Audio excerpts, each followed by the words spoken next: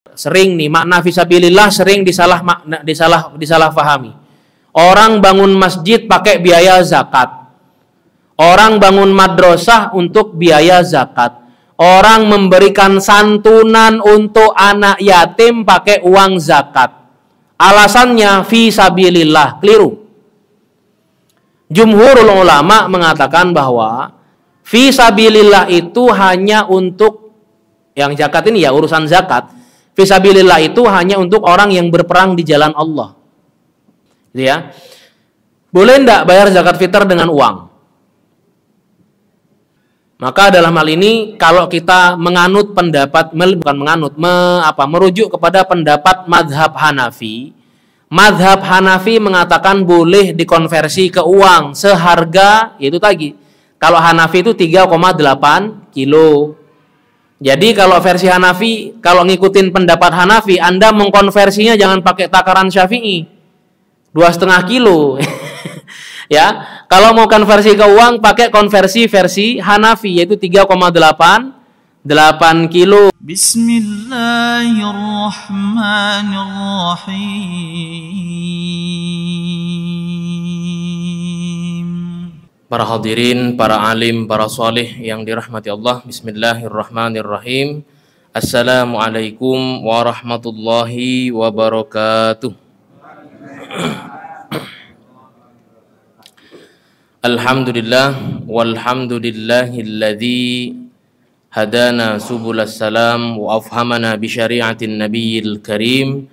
Ashhadu an la ilaha illallah wahdahu la syarikalah wa ashhadu anna sayyidana Muhammadan abduhu wa rasuluh la nabiyya ba'dah. Rabbi shrah li sadri wa yassir li amri wahlul 'uqdatam min lisani yafqahu qawli. Alhamdulillah para hadirin, Bapak Ibu yang dirahmati Allah, kita bisa duduk kembali bermajelis ilmu pada pagi hari ini. Sholawat dan salam kita haturkan kepada junjungan kita Nabi Yuna Muhammad sallallahu alaihi wasallam yang telah membawa kita dari zaman yang syarat dengan ketidaktahuan menuju kepada zaman yang penuh dengan keilmuan. Di kesempatan pagi hari ini, ini pertama kali saya berada di sini. Jadi ini silaturahim kita semoga terjaga, terjalin dan menjadi keberkahan untuk kita. Amin. Di pagi hari ini kita akan membahas fikih seputar zakat fitrah, gitu ya. Tentang zakat fitrah itu ada beberapa permasalahan sebenarnya yang ada ketika kita bahas tentang zakat fitr.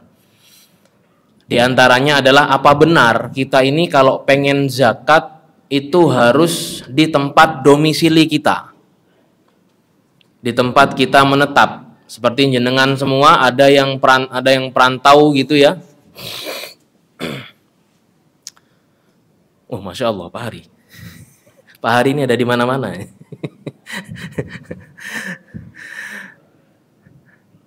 Jadi kalau jenengan semua misalkan ada kampung aslinya begitu ya.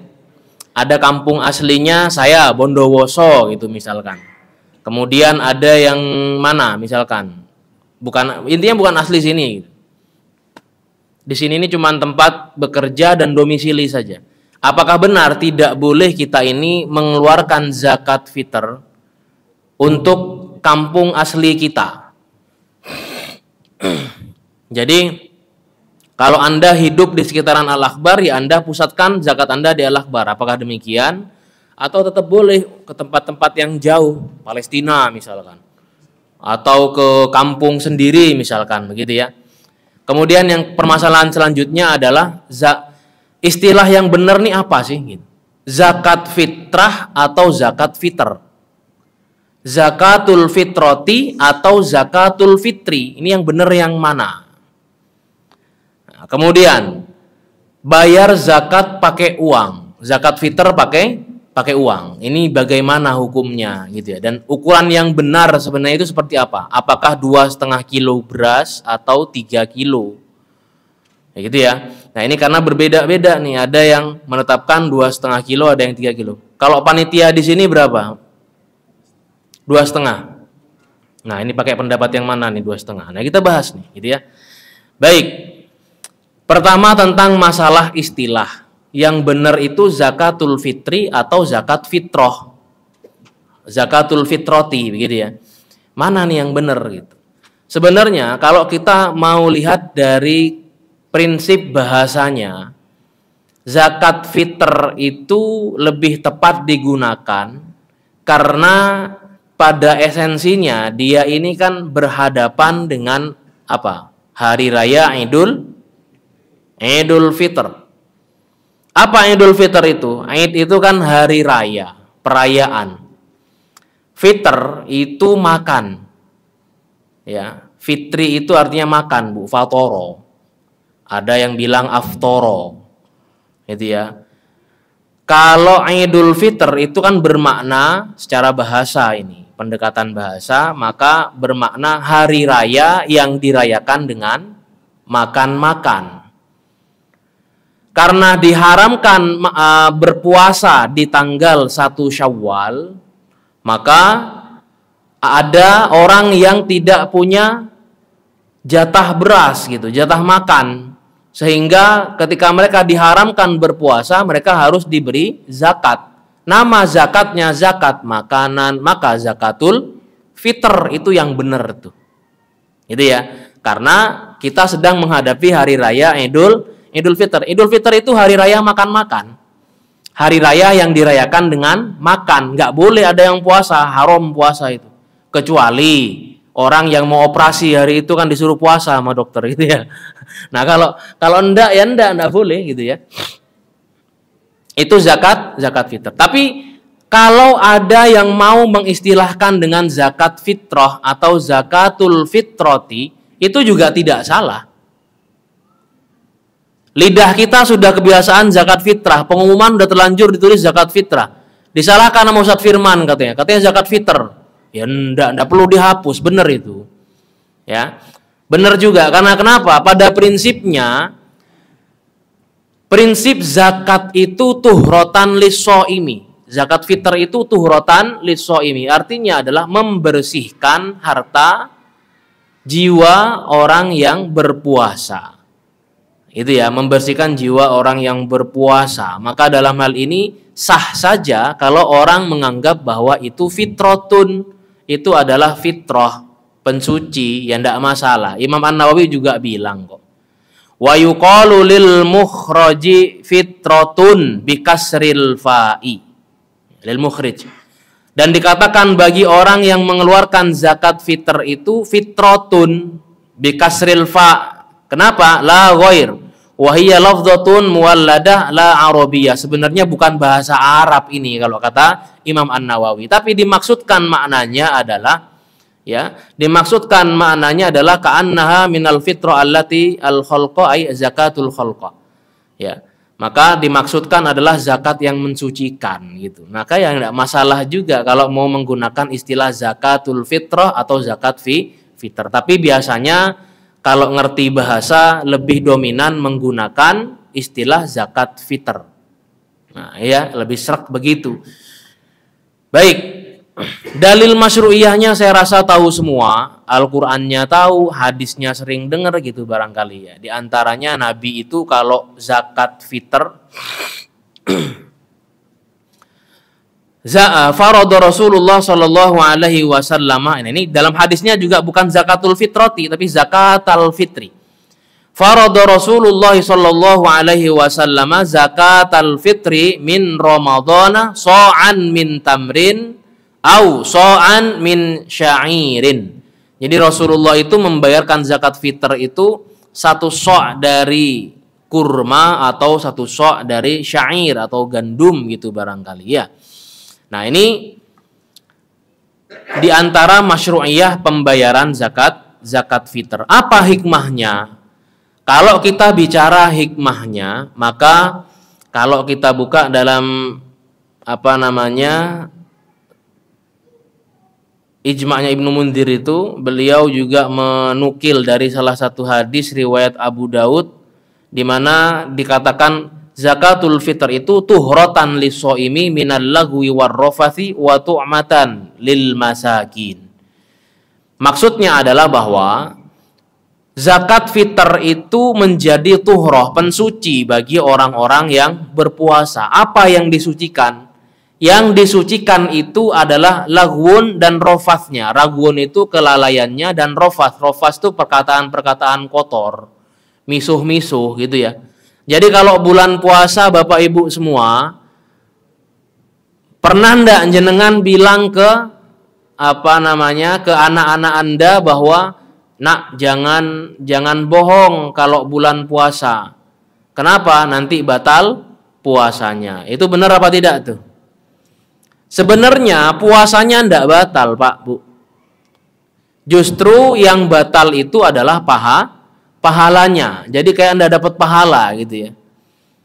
Capek-capek puasa tapi tidak dapat pahala. Enak apa enggak?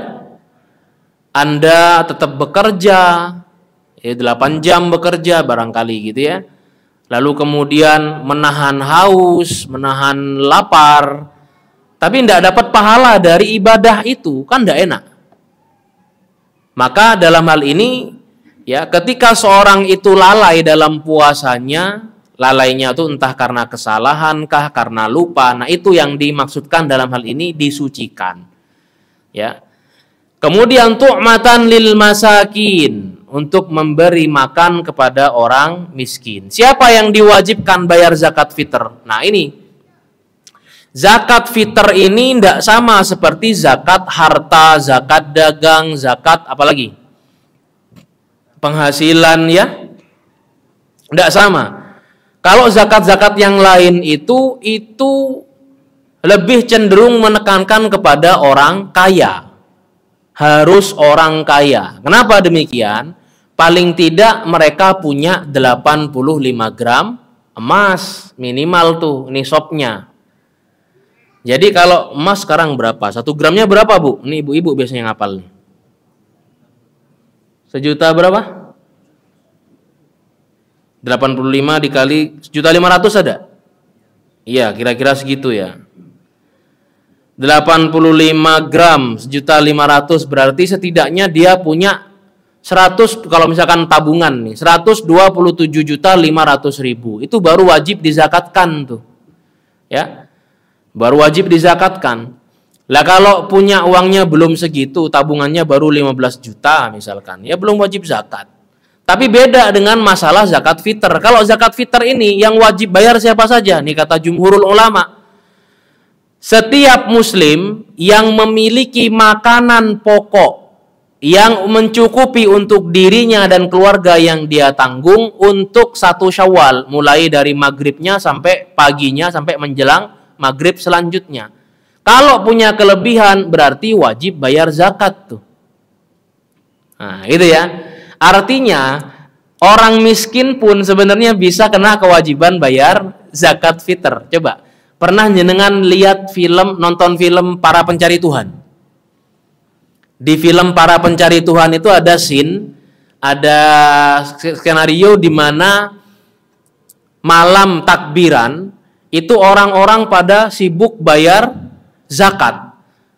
Yang menjadi permasalahannya adalah zakatnya itu tidak disentralisasikan, entah di masjid kek, panitia kek, atau amil gitu ya. Bayarnya masing-masing tuh. Nah, karena setiap orang berpikir bahwa rumah A adalah miskin, rumah B adalah miskin, justru malah cenderung banyak yang ngasih ke rumah A. Rumah B malah kosong dari distribusi zakat. Akhirnya sampai malam hari, tengah malam, si rumah A ini menumpuk, Pak. Padahal dia miskin, tapi jatah dapat zakatnya itu menumpuk dia.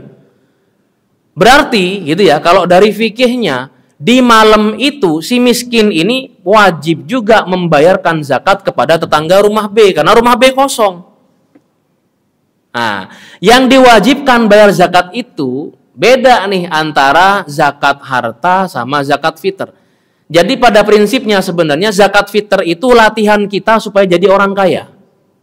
Supaya nanti kalau sudah punya harta, santai hati kita untuk mengeluarkan harta kita, gitu ya. Jadi latihannya di zakat fitr nih, gitu. Orang miskin pun sudah di briefing untuk jadi kaya itu sebenarnya pada zakat fitr. Harus siap ente jadi orang kaya, gitu ya. Jadi ketika sudah punya, nah itulah kenapa kalau saya Saya sih lebih menyarankan kalau urusan zakat nih dalam satu komplek lebih baik disentralkan saja. Ya, kenapa demikian? Distribusinya tepat sasaran insya Allah. Jadi tidak akan ada jomplang tuh rumah B nggak dapat sama sekali, rumah A malah dapat banyak begitu, nggak begitu. Ya, baik. Kemudian waktu wajibnya. Ini jumhurul ulama dengan mazhab Hanafi berbeda dalam urusan waktu wajib mengeluarkan zakat fitr. Jadi ada istilah waktu wajib, ada istilah waktu yang dimubahkan, begitu ya, yang dibolehkan. Waktu wajibnya itu kalau Maliki, Syafi'i dan Hambali, mereka mengatakan pokoknya masuk 1 Syawal dari malam harinya itu sudah wajib ngeluarin zakat. Misalkan nanti sore sidang isbat nih. Sekarang 29 Ramadan gitu ya. Tar sore isbat kok ternyata ketahuan ada hilal. Maka maghrib nanti maghrib ini sudah 1 Syawal. Di saat itulah kita sudah kena waktu wajib untuk masuk waktu wajib untuk bayar zakat. Beda dengan Hanafi. Hanafi itu bilang kalau nanti maghrib itu masuk 1 Syawal, maka waktu wajibnya membayar zakat fitr besok subuhnya. Itu ya, itu versi madhab Hanafi. Nanti ini efeknya akan beda, Bapak Ibu semua.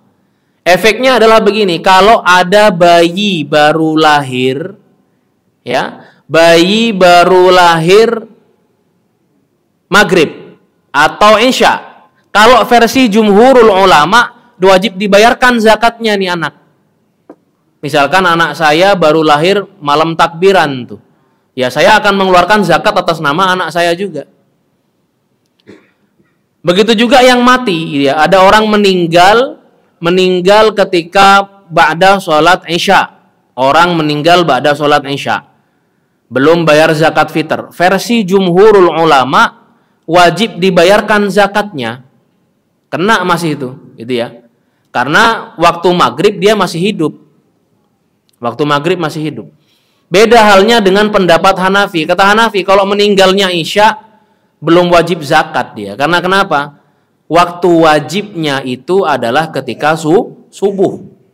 Nah, ini versi Hanafi, begitu ya. Baik. Bagaimana kalau kita mendahulukan, kan waktu wajibnya 1 Syawal ya. Bagaimana kalau kita bayar di awal Ramadan? Mulai masuk 1 Ramadan, 2 Ramadan, 3 Ramadan udah gencar bayar zakat.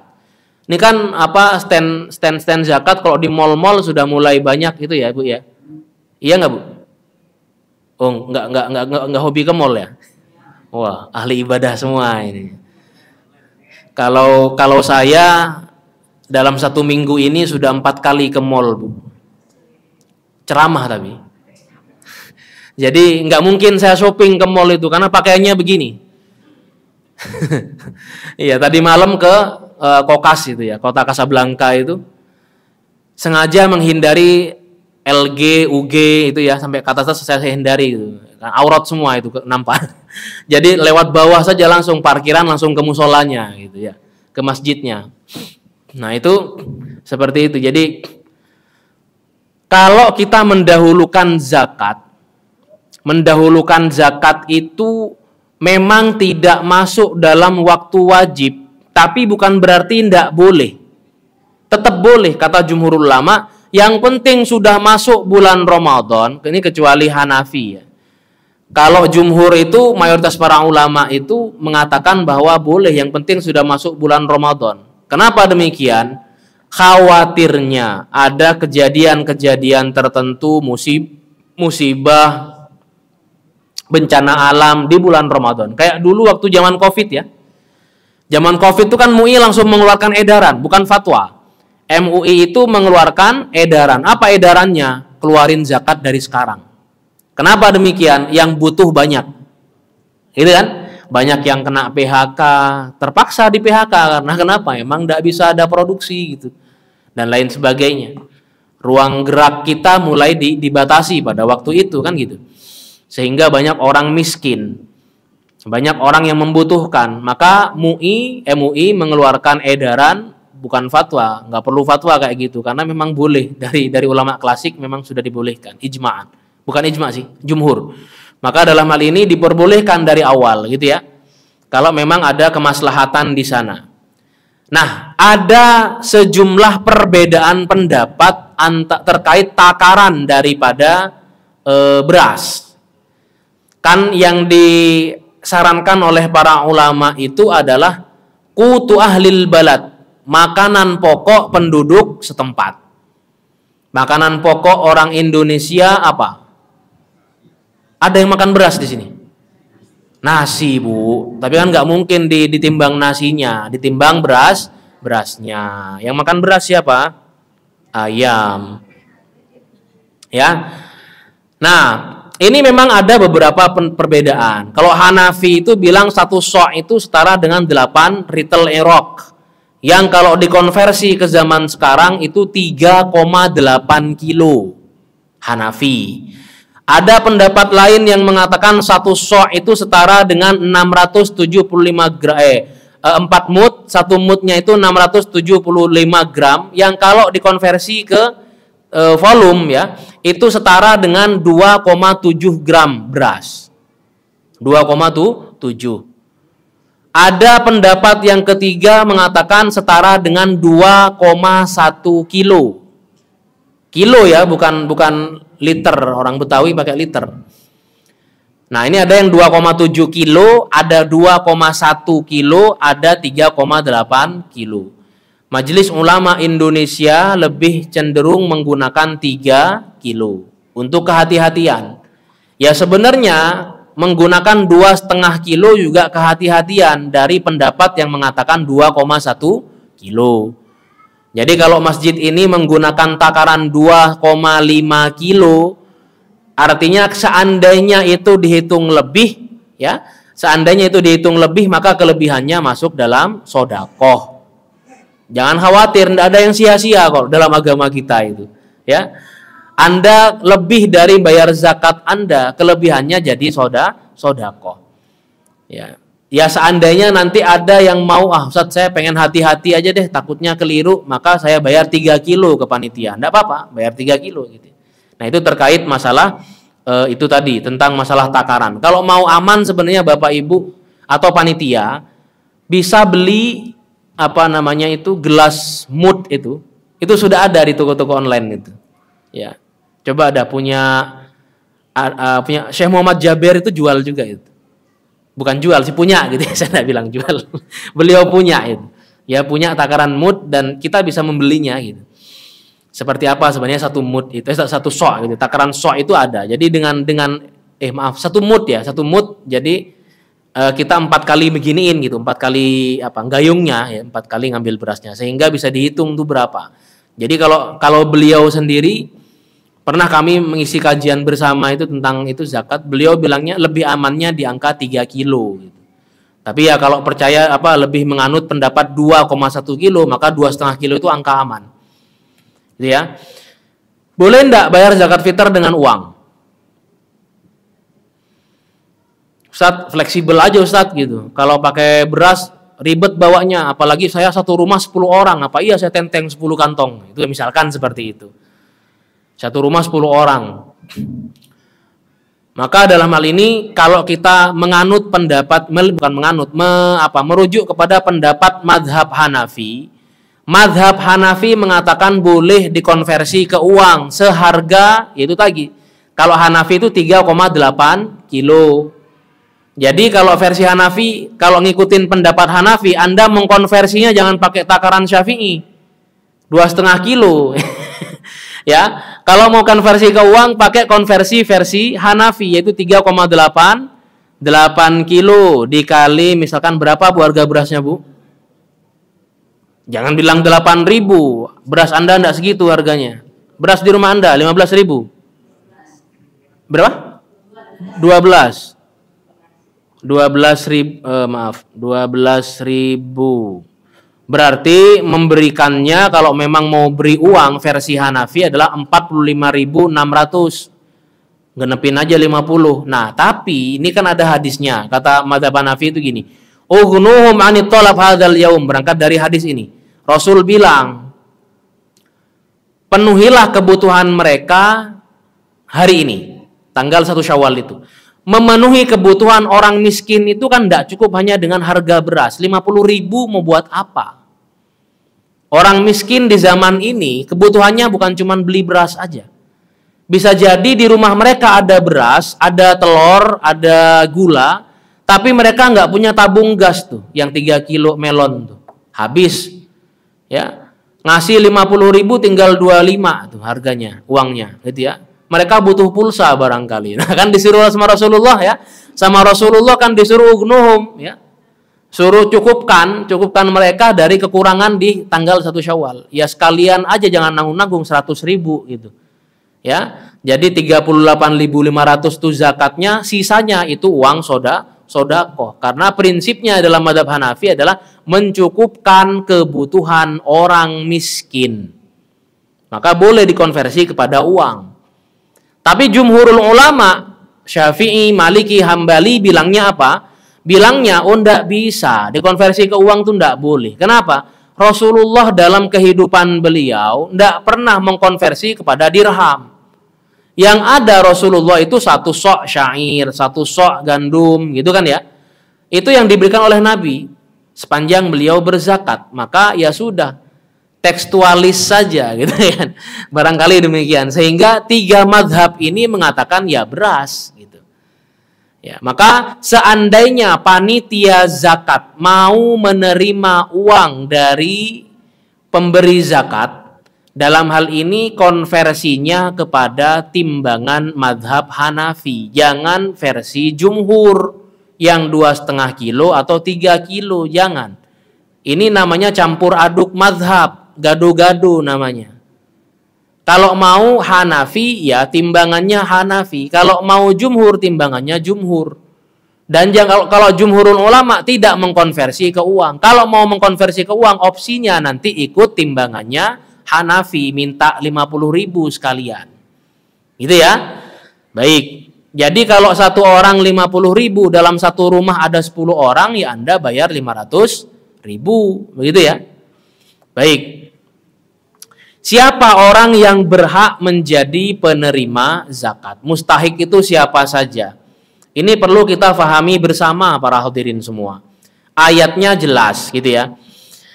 Pertama, bahwa yang berhak menerima zakat itu orang fakir, lil fuqara. Fuqara itu siapa definisinya? Yakni orang yang punya kerja, punya penghasilan, tapi tidak cukup untuk survive, untuk mencukupi kebutuhan orang yang ditanggungnya dalam satu rumah. Gaji 4.500.000. Itu aja kebutuhan rumah, kebutuhan domestik itu udah 5 juta sendiri. Belum listrik, belum SPP anak, ya dan lain-lain sebagainya, itu fakir yang seperti itu. Ada orang miskin itu memang tidak punya kerjaan, tidak punya penghasilan dan tidak mencukupi uang yang dia miliki untuk menafkahi keluarganya, miskin tuh. Kemudian wal amilina 'alaiha, amil siapa amil? Yakni yang menjadi distributor zakat yang ditunjuk secara resmi oleh pemerintah yang sah. Kalau yang kita tahu di Indonesia itu siapa? Basnas barangkali. Kemudian Lazis NU, Lazis Muhammadiyah gitu ya barangkali. Nah itu resmi itu. Itu namanya amil zakat. Tapi kalau yang dibentuk dadakan oleh masjid di bulan Ramadan namanya panitia zakat. Panitia zakat bukan amil zakat. Kalau panitia maka tugasnya mendistribusikan saja secara merata sesuai data nanti. Tapi mereka tidak berhak menerima zakat sebagai amil, bukan amil gitu ya.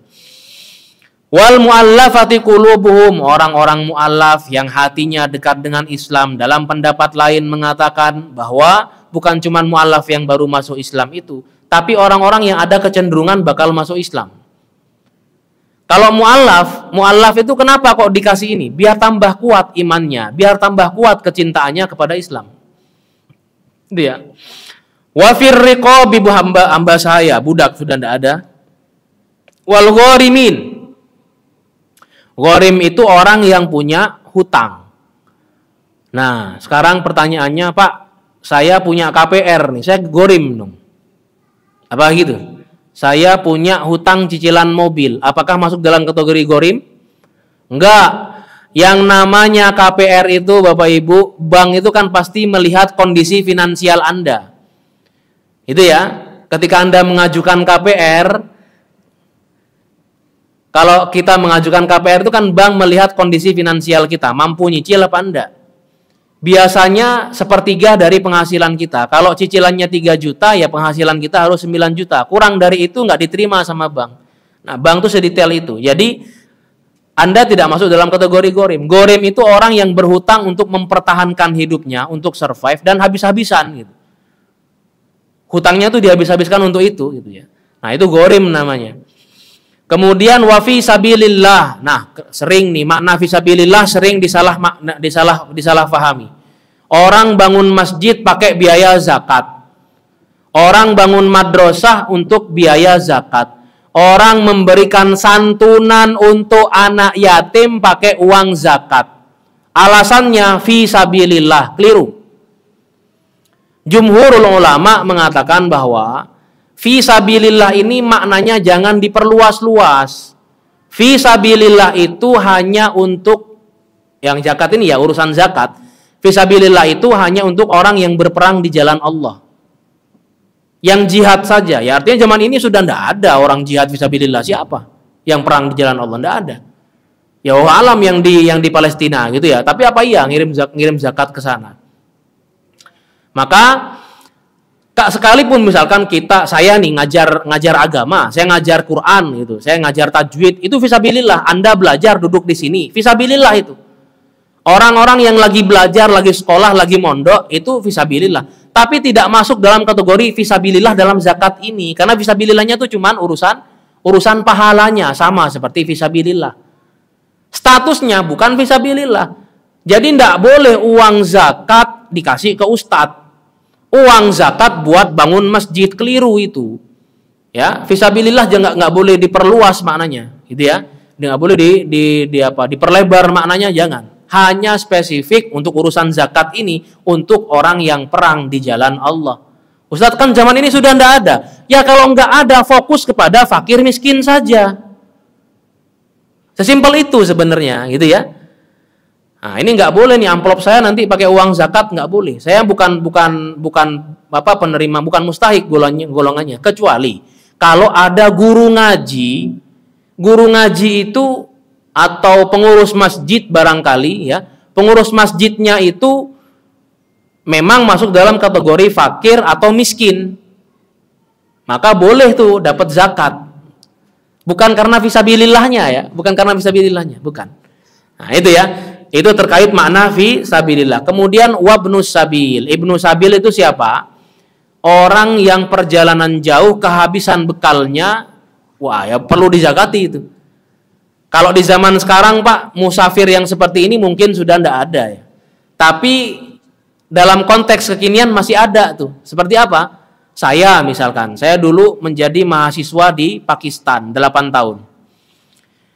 Ketika masih ketika S1 di Pakistan itu saya semester 5, beasiswa saya diputus. Ya, beasiswa saya diputus di semester 5 itu diputus dadakan gitu, udah kayak tahu bulat tuh. Diputusnya dadakan. Gara-gara IPK saya turun dari 3,5 ke 3. Turunnya drastis itu, 3,5 kan minimal IPK 3,5. Itu saya 3. Turun langsung dipotong beasiswa saya. Nggak ada kabar-kabar langsung dipotong, lo kok nggak ada kiriman. Nah itu akhirnya apa? Menderitalah saya gitu. Oh saya hidup dari beasiswa, menderita saya di negeri orang. Saya tandain itu sampai sekarang itu lembaganya itu. Ya, nah itu enggak saya enggak dendam.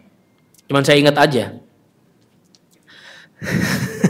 Ya, nah di Pakistan saya lontang-lantung itu, hanya saya buka catering. Ya, pinjem duit buka catering saya, berusaha untuk bertahan hidup di sana setidaknya gitu. Dan memang tidak bisa bayar SPP. Akhirnya ada lembaga zakat gitu ya. Ada lembaga zakat yang kemudian menampung saya dan membayari saya. Berhak nggak saya dapat itu? Berhak. Saya masuk dalam kategori Ibnu Sabil. Ya, alhamdulillah. Sekarang udah Udah saya lewati masa-masa itu gitu ya. Nah, itu Ibnu Sabil di zaman ini barangkali yang seperti itu. Orang belajar merantau belajar gitu, kemudian kehabisan bekalnya atau diputus beasiswanya seperti nasib saya gitu ya. Kemudian ya itu yang harus diberikan zakatnya seperti itu gitu ya. Nah, sekarang pendapat para ulama tentang yang paling utama untuk menjadi objek zakat, orang yang menjadi mustahik. Kita kalau menurut jumhur ulama berangkat dari ayat Al-Qur'an kan, wa atidal qurba haqqahu kan, berarti kerabat-kerabat yang memang dekat dengan mata tuh. Kemudian siapa? Wal jari dzil qurba. Wal jaru dzil qurba itu tetangga yang paling dekat. Tetangga paling dekat tuh siapa? 40 ke sana 40, ke belakang 40, ke sana 40. 40 sekitaran kita, 40 rumah. Itu jar dzil qurba. Kemudian ada jar saja. Itu berarti orang-orang yang sekitaran kita tapi agak jauhan dikit gitu ya. Nah, itu yang utama menjadi mustahik zakat. Itu yang utama. Bahkan mazhab Syafi'i itu ya, di antara dominannya mazhab Syafi'i itu mengatakan bahwa yang paling utama harusnya gitu, paling ditekankan adalah yang berada di domisili kita. Jadi jangan jauh-jauh dulu Anda ngirim ke Medan, Anda ngirim ke Depok, ngirim kemana. Anda berada di sini, ya daerah sini dulu yang diutamakan. Ustadz, komplek kami kaya semua, tidak ada fakir miskin. Ya. Apakah boleh kami distribusikan ke lembaga yatim piatu? Belum boleh. Maka kalaupun mau memberikan kepada yatim piatu, harus tepat sasaran, yatim piatunya yang miskin. Karena ada saja orang yatim tapi nggak miskin, yang orang tuanya meninggal dalam kondisi kaya, warisannya banyak. Jadi harus tepat sasaran nih, gitu ya. Yatimnya itu yang duafa beneran tuh, yang orang miskin beneran, gitu ya. Baik, itu dia. Kemudian bagaimana kalau kita memberikan kepada misalkan ada saudara kita jauh, saudara jauh nih gitu, nggak berada di sekitaran domisili kita. Anda berada di Jakarta Timur, saudara Anda, kerabat Anda itu berada di mana misalkan Medan, di Aceh, Bondowoso, Jember gitu barangkali ya. Boleh enggak seperti itu? Versi jumhur enggak boleh. Tapi versi Hanafi membolehkan kalau memang ada maslahat yang utama. Artinya apa? Kita tahu betul kondisinya, benar-benar miskin, benar-benar butuh. Dan ada maslahat kalau dia nggak kita kasih, kalau dia kita kasih, orang sekitar kita nggak dikasih, masih ada orang lain yang bisa mengcover itu, tetangga kita yang lain. Kalau itu bisa Anda jamin, boleh tuh versi mazhab Hanafi, Anda ngirim ke daerah Anda misalkan ya, daerah terpencil misalkan gitu ya, yang memang sudah kita ketahui benar-benar kondisinya. Kita berasal dari Aceh misalkan. Di Aceh itu ada satu kampung misalkan yang memang yang kita itu besar di situ dan kita tahu kondisinya sampai saat ini masih tertinggal. Misalkan seperti itu. Kita kirimkan ke sana zakat kita. Boleh aja versi mazhab Hanafi. Bagaimana dengan tetangga kita? Oh, ada yang mengcover siapa? Rumah B. Nah, misalkan seperti itu, atau dari masjid yang langsung sesuai dengan data, membagi sesuai data. Maka seperti itu. Maka kalau saya menyarankan kepada hadirin semua, kalau memang tidak punya prioritas di tempat yang jauh, maka utamakan yang di sini, yang di sekitaran sini, gitu ya. Itulah kenapa kami menyarankan kepada para hadirin semua untuk urusan zakat ini jangan saya lebih prefer ke sana deh, jangan. Mendingan disatukan di masjid dulu, di panitia zakat dulu, supaya apa? Pendistribusiannya tepat sasaran, merata. Tidak jomplang satu rumah dengan rumah yang lain sehingga iri-irian nih gitu ya. Kok dia banyak saya enggak gitu kan. Nah, itu beda lagi nanti urusannya itu ya. Ini urusan maslahat, enggak ada memang halal haramnya. Memang boleh saja suka-suka kita. Ya. Anda punya 5 kantong beras nih yang mau dizakatkan. Karena ada 5 orang yang Anda tanggung. Terus Anda berpikir kalau gitu yang 2 saya pegang, yang 3 saya kasih masjid, yang 2 ini pengen saya kasih ke orang yang saya tahu bener. Itu tidak apa-apa seperti itu. Tapi untuk urusan maslahatnya ke depan, ya, pembagian yang merata itu kan maslahat sebenarnya. Maka lebih baiknya memang disatukan, disentralisasikan saja. Gitu ya, di lembaga amil zakat atau di panitia zakat. Bismillahirrahmanirrahim.